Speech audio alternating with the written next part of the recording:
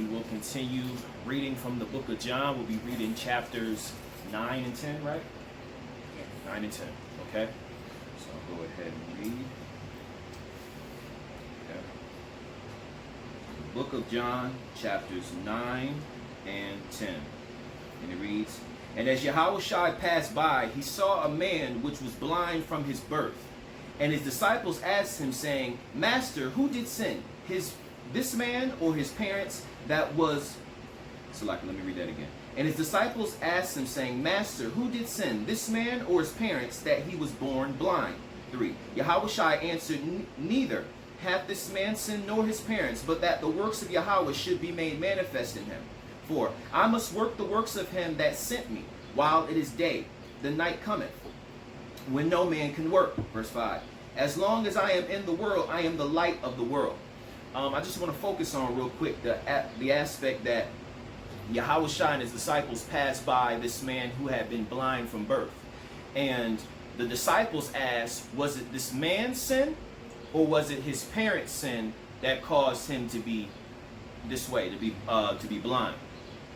Now, I know that it's said of many brothers that this scripture is something that they stand on to validate the idea that there's reincarnation.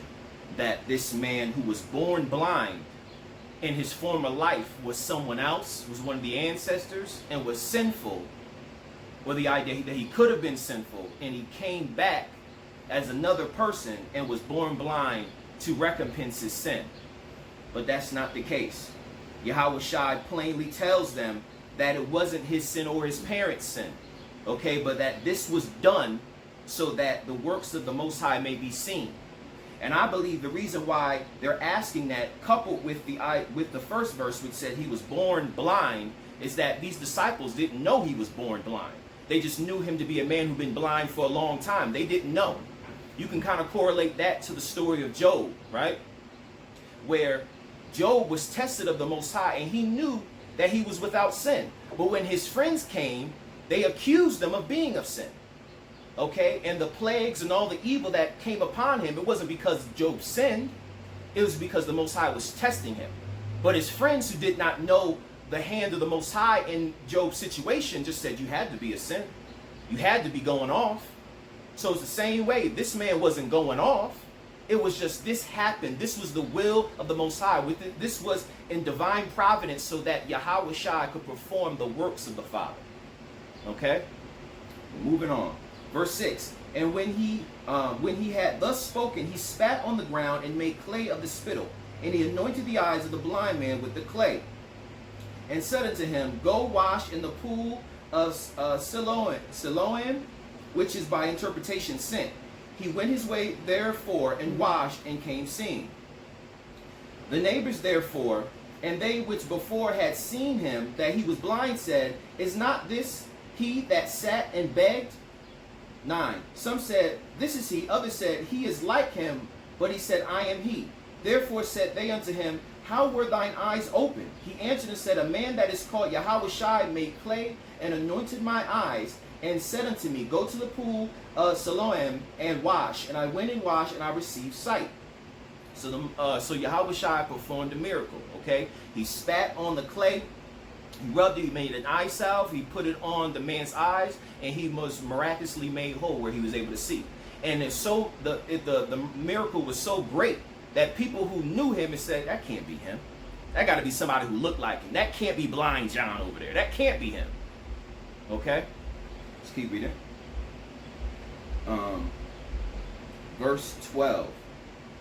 Then said they unto him, Where is he? He said, I know not. They brought to the Pharisees him that aforetime was blind.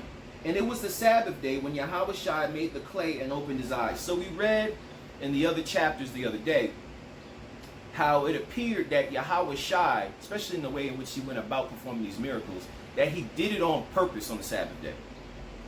He did it on purpose because there had been a decree that went out, okay, that no man is to testify of Yahushua. So the Jews who did support Yahushua were in hiding. They were afraid. The scripture said that the Pharisees and Jews persecuted Yahushua. And because he knew his hour had not yet come, he did not openly or publicly go to the feast, even though everyone was talking about him. He was the man of the hour. Everybody wanted to know, is Yahweh, Salaki, they wanted to know if Yahweh Shai was coming to the feast.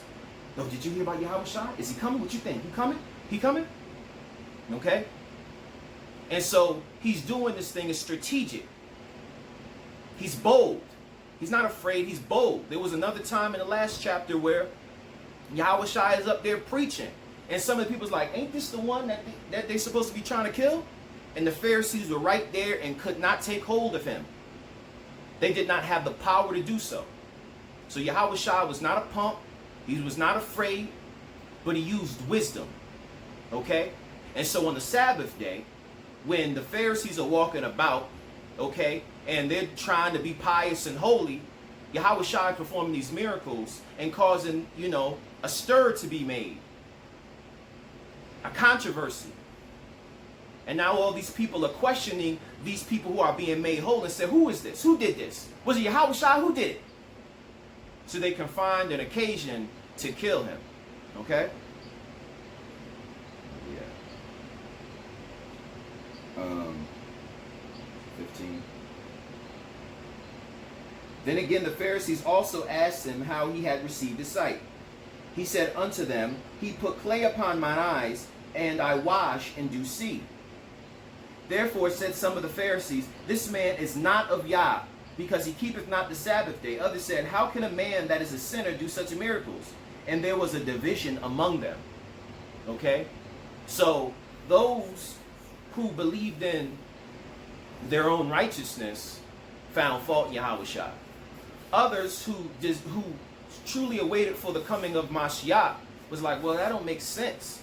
You calling him a sinner, but this dude is performing too many great miracles for him to be a sinner. Is the Most High going to put the Spirit on a man to perform miracles if he's sinning and breaking commandments? Okay? 17. They say unto the blind man again, what sayest thou of him, that he hath opened thine eyes? He said, he is a prophet. So the blind man, beholding and witnessing firsthand the power of Mashiach, said, he's a prophet. What do you think, blind man? I say he a prophet. You know what I'm saying?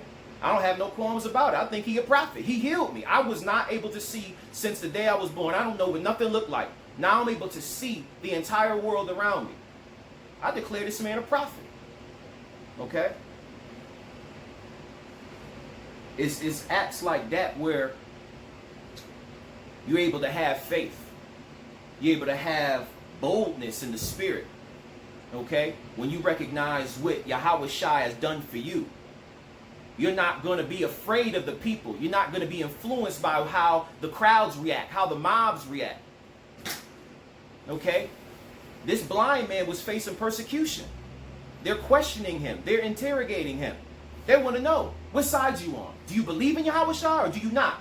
Look, this man made me whole. I've been blind since the day I was born. Okay? And now I'm able to see. You can do whatever you want with me. You can arrest me. You can beat me up. You know what I'm saying? You can find me. You can kill me. Do whatever you want. But as for me, I declare that my witness is that I believe he's a prophet. Okay? Can you turn that on just a little bit? No, because you are split. Where we at? 18. But the Jews did not believe concerning him, but that he had been blind and received his sight, until they called the parents of him that had received his sight. So this man had been blind his entire life. There are people that could vouch for the fact that he sat there blind for most of his life, all of his adult life. Okay? And now when he's being made whole and the people are questioning him, they say, I don't even believe you. You wasn't blind from your birth. You lying, man. You fronting out here. Let me ask your parents. Let me get some confirmation. So they were so hard-hearted to believe in the power of the Father that was placed on Mashiach that they didn't even believe this man when he said, yo, I've been blind and he healed me. I believe he's a prophet. You a liar. Your word don't mean nothing. You a liar. Let me go grab your parents and see what they think.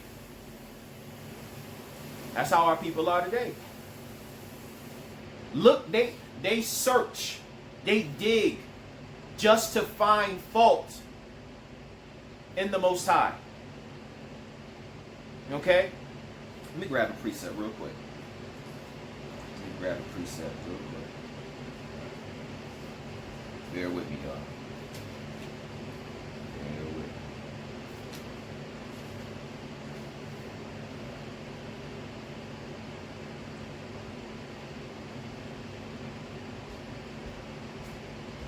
Bear with me.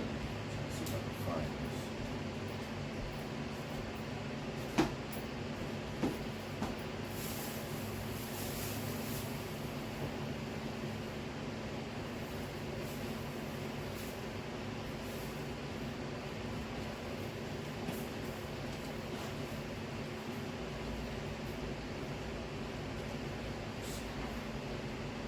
Find this scripture.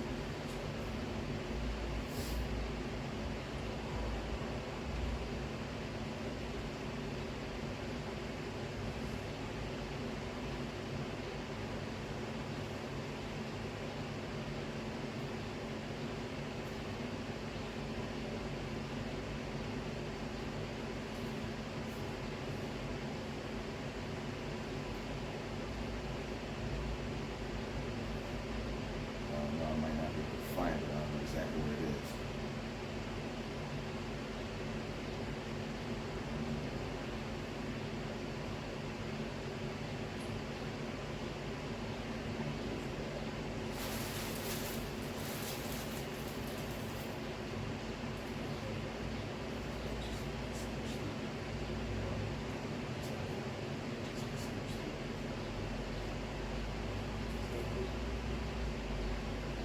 Ain't got nothing to do with me.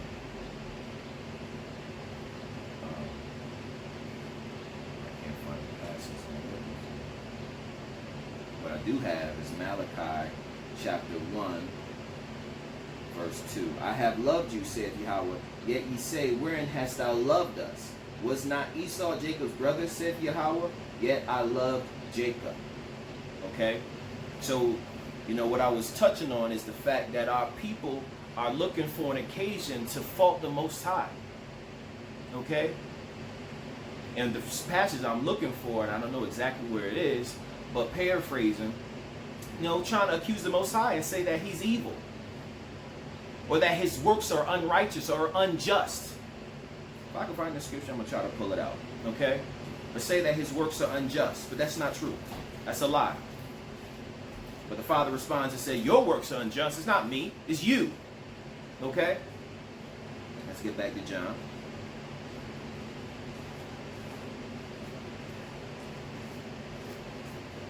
Okay.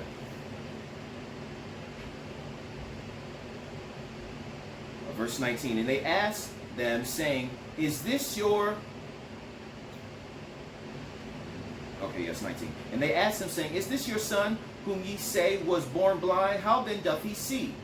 20. His parents answered them and said, we know that this is our son, and that he was born blind. But by what means he now seeth, we know not. Or who hath opened his eyes, we know not. He is of age. Ask him, he shall speak for himself. So they brought the parents from their home, right? And brought them before the people, before the multitude, and questioned them. Interrogated them. And because they knew how the multitude or the masses felt about Yahweh Shai, especially the Pharisees, they knew that they would get in trouble if they declared Yahweh Shai. And so they put the onus back on their son. He's of age, ask him. We don't know. Yeah, this is our son, but I don't know how he became whole. You grabbed this out of our house. How will we know? I don't know.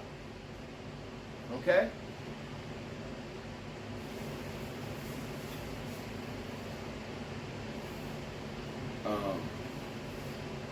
21. But by what means he now seeth, we know not, or who hath opened his eyes, we know not. He's of age, has him, he shall speak for himself. 22. These words spake his parents because they feared the Jews. For the Jews had agreed already that if any man did confess that he was Mashiach, he should be put out of the synagogue. Therefore said his parents, he is of age, ask him. Then again called they the man that was blind, and said unto him, give Yahweh the praise. We know that this man is a sinner. He answered and said, whether he be a sinner or no, I know not. One thing I know, that whereas I was blind, now I see. Then said they to him again, What did he to thee? How opened he thine eyes? So these Pharisees and religious rulers, or leaders rather, are questioning this man. He already answered their question. He already told them how he became whole. He told them who did it, what manner, or what procedure he went about to perform this miracle. And they're questioning him again and again and again because their hearts are hardened. They don't want to believe. Yahweh Shai reiterated time and time again, these works are not my own works. These works are of the Father, him that sent me. And because you believe not me, you believe not him who sent me. They just could not wrap their mind around the idea that Yahweh Shai was Mashiach. They couldn't receive it. They could not receive it. Because he was the light and they were in darkness, and his light reproved their darkness, and it made them upset. Because their self-righteousness in their mind was perceived to them as being pure, holy, upright. But Yahweh Shai let them know, man, you of your father the devil. Ain't no good in you. And that cut them to the heart, man. They didn't like it. And so they always sought a pretense to have him arrested, detained, and ultimately killed. They could not stand Yahweh Shai at all. They couldn't stand him. So after Yahweh Shai was in Jerusalem and performing these miracles on the Sabbath, maybe after the first or second Sabbath, they probably started to make it a mission of theirs to have guards or informants or people out there on the Sabbath to see if they can catch him in the act. They wanted to find an occasion to kill Yahweh Shai. So let's see if we can catch him in the act, breaking the Sabbath day. When Yahweh Shai said himself, y'all do the same thing. Y'all hypocrites. You come against me because I perform righteousness on the Sabbath day. Don't y'all do the same thing if a man-child happens to needing to be circumcised on the 8th day and that falls on the Sabbath? Don't you circumcise so that the law of Moses be not broken, even if it falls on the Sabbath day? But you coming against me though. Okay? Let's get back.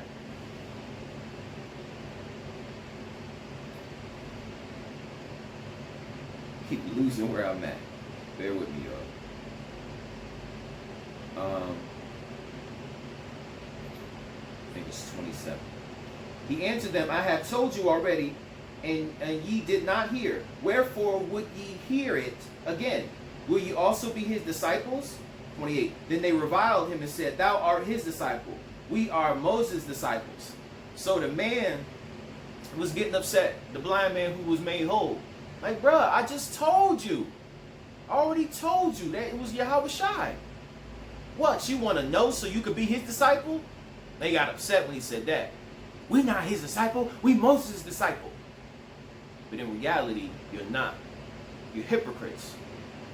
Wicked-hearted. Okay? 29. We know that Yahweh spake unto Moses, As for this fellow, we know not from whence he is. That's what Yahweh Shai said too. You don't know where I come from. My testimony is true. I bear not witness of myself. I glory not in myself. My glory is of the Father.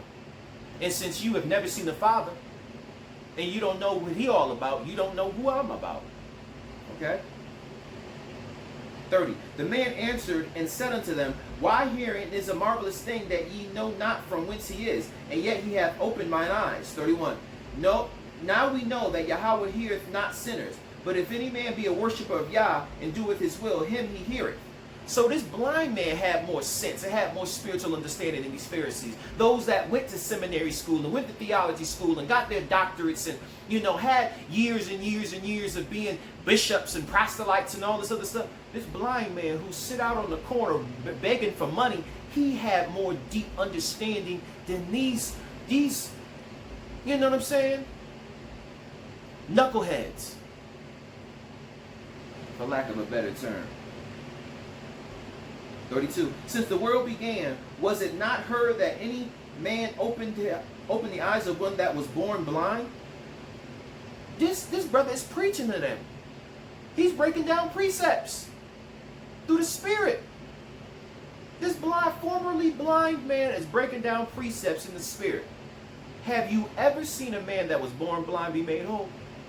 No? Okay, so why can't you, off the works' sake, off of the miraculous healing sake, believe on him? But again, you want to come against me. I don't got no problem. He good in my book. He's good in my book. He made me to see. I don't speak one evil word of him. But y'all not going to come against me, you know what I'm saying, because of the good works he does. Okay? Let's keep going. If this man were not of Yah, he could do nothing. They answered and said unto him, Thou wast altogether born in sins, and dost thou teach us? And they cast him out. So they was cut. It was cut deep in the heart when he started to rebuke them and break down precepts. He was teaching them, giving them understanding, because they lacked understanding. You okay?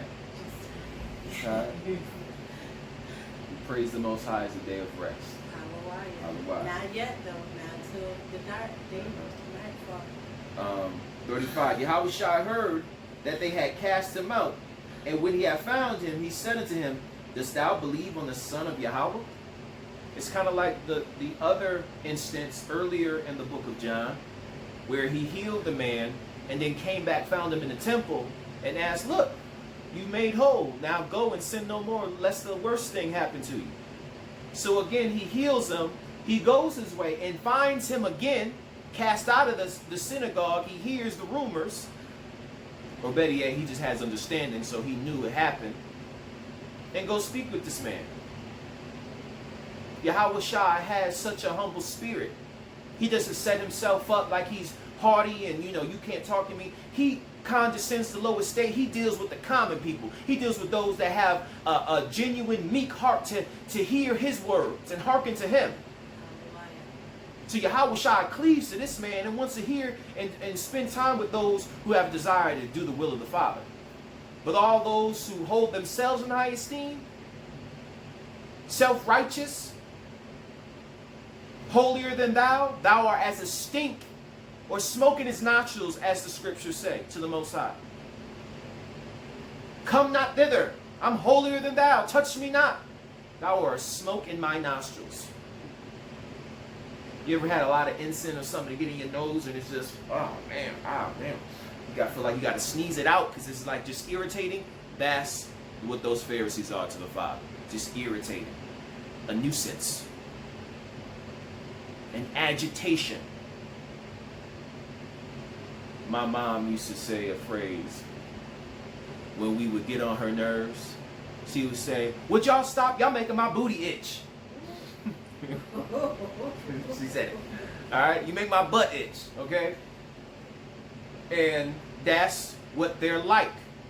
When you exalt yourself, Yahushua said, he that is exalted shall be abased. Yes. He that is humbled shall in due season be exalted. So when you like that, you like an itch in the Most High's rear end, man. You an annoyance, man. When it starts itching in that area, that's not a pleasurable time. You know what I'm saying? That's not cool, man. Especially when it's deep up in there, you know what I'm saying? That's not cool. But that's how they are in the sight of the Most High. They're aggravation. That's what they are. A nuisance. Alright? Look, I gotta break it down so that people understand, man. Did not Yahushua use parables? I'ma use parables like Yahushua, so you can break it down. We've all had those moments, man. We've all had the moments when we had that sensation and it had to be relieved. Okay? That's what it's like when you're not keeping the commandments and you self-righteous. The Most High is not pleased in you. He puts you off. He's not dealing with you. Okay? Get back to the text. Where we at?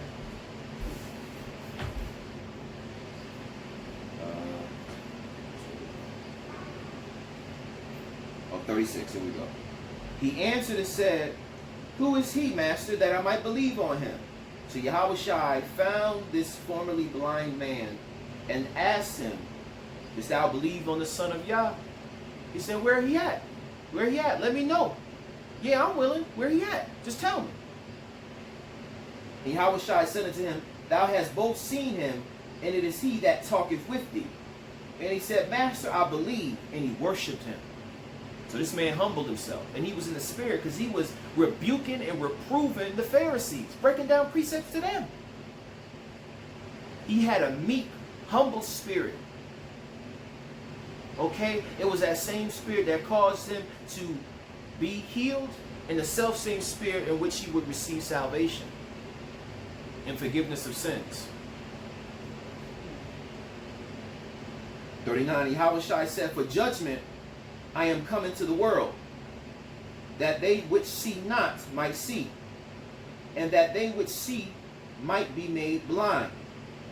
And some of the Pharisees which were with him heard these words and said unto him, are we blind also? So they were pricked in their heart when they heard it, and they was trying to respond. Verse 41, Yahushua said unto them, if ye were blind, ye should have no sin. But now ye say, we see, therefore your sin remaineth. So they thought they knew what he was talking about, and to show spiritually they didn't know what he was talking about. If you were blind, that means you would be without sin.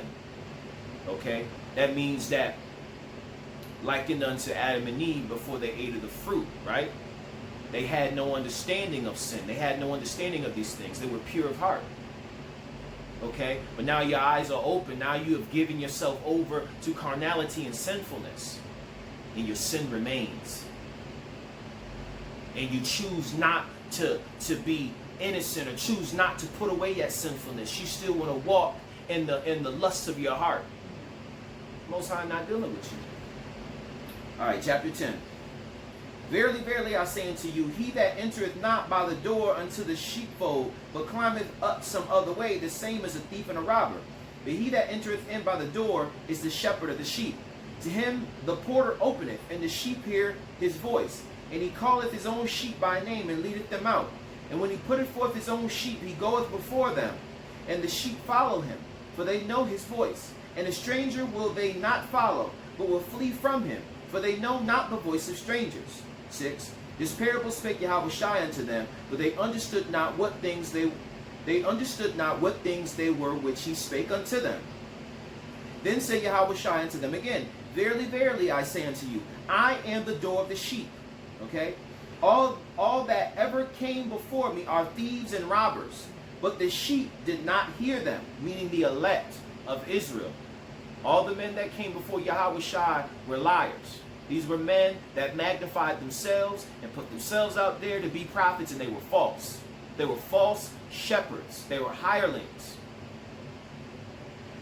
And the true sheep, the elect of the Most High, don't listen to them. Okay? 9. I am the door. By him, if any man enter in, he shall be saved, and shall go in and out and find pasture. The thief cometh not but to steal, kill, and to destroy. I am come that they might have life, and that they might have it more abundantly. I am the good shepherd. The good shepherd giveth his life for the sheep. But he that is a hireling, and not the shepherd, whose own the sheep are not, seeth the wolf cometh, and leaveth the sheep, and fleeth. And the wolf catcheth them, and scattereth the sheep. Scattereth the sheep?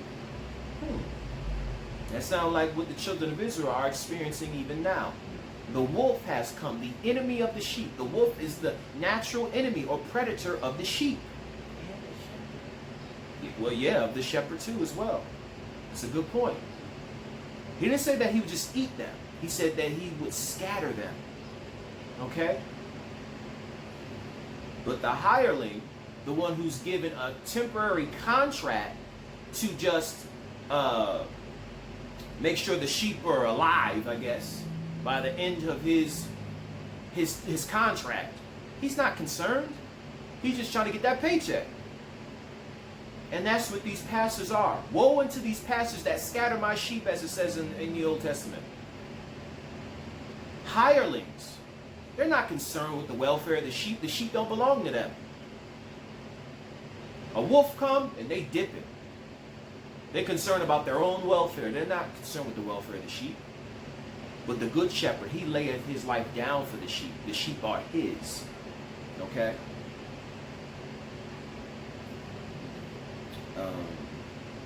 13. Okay. The hireling fleeth because he is a hireling and careth not for the sheep. I am the good shepherd and know my sheep and am known of mine.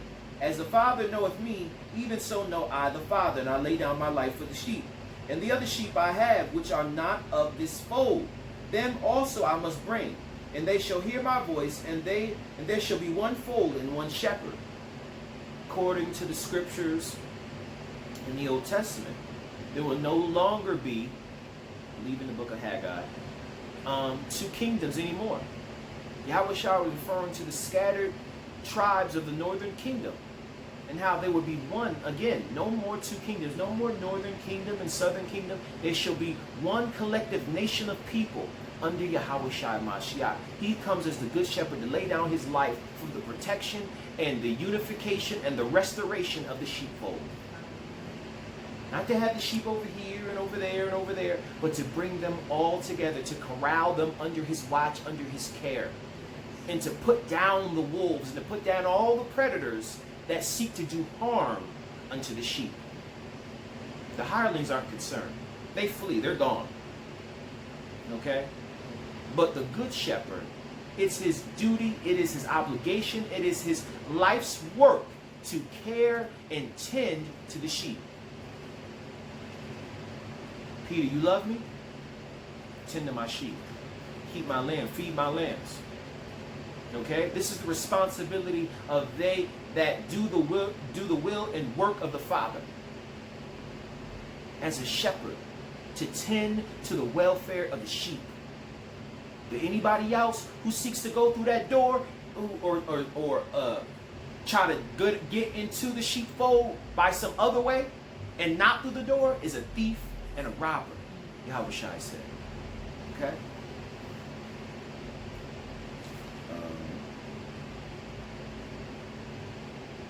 17, therefore doth my Father love me, because I lay down my life, that I might take it again. No man taketh it from me, but I lay it down of myself. I have power to lay it down, and I have power to take it again. This commandment have I received of my Father. So him dying for the sheep is a commandment. This is what he's been given to do. This is his ministry. This is his purpose. This is his mission. To die for the sheep. To give his life for the sheep. No man taketh my life, I lay it down, and I'll take it back again at the appointed time. Okay? 19. There was a division, therefore, again among the Jews for these sayings. So there were people that believed and people who didn't believe. Those who are hard-hearted, they had a problem with the words that Yahweh Shai was saying. But if you be spiritual, you recognize that he's only declaring the things that were spoken in the Old Testament by the prophets.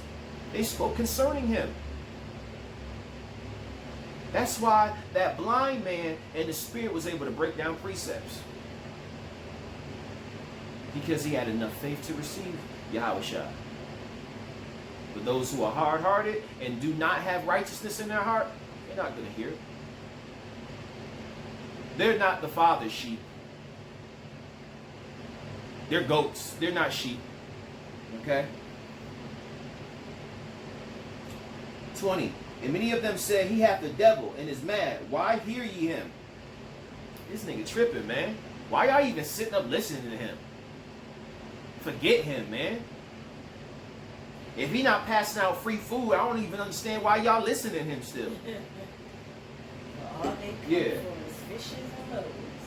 Now, if he giving out free fish, I can understand that. You know what I'm saying? But like, man, he tripping. He going off. But they had no spiritual understanding. Others said, these are not the words of him that hath the devil. Can a devil open the eyes of the blind? And it was at Jerusalem feast of the dedication, and it was winter. So that's another feast. And Yahweh Shai walked in the temple in Solomon's porch. Then came the Jews round about him, and said unto him, how long dost thou make us to doubt? If thou be Mashiach, tell us plainly. I mean, he's been telling you for over a year and some change now. Y'all still don't want to receive his word. How many times I got to tell you? Make us doubt. The doubt rests in your own heart. There ain't no doubt that I've created. That's doubt that you've had since the beginning. Because you're in wickedness. You're in darkness. You don't want to receive. I've told you countless times. Okay? 25. Yahushua answered them, I told you, and ye believe not. The works that I do in my Father's name, they bear witness of me.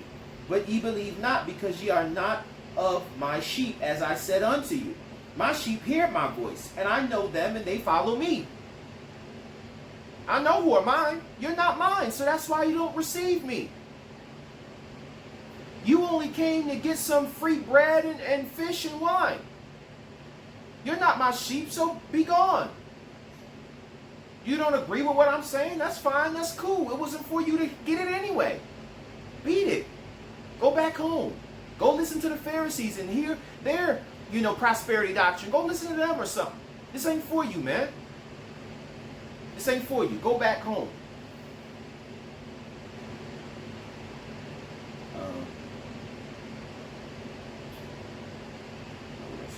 28.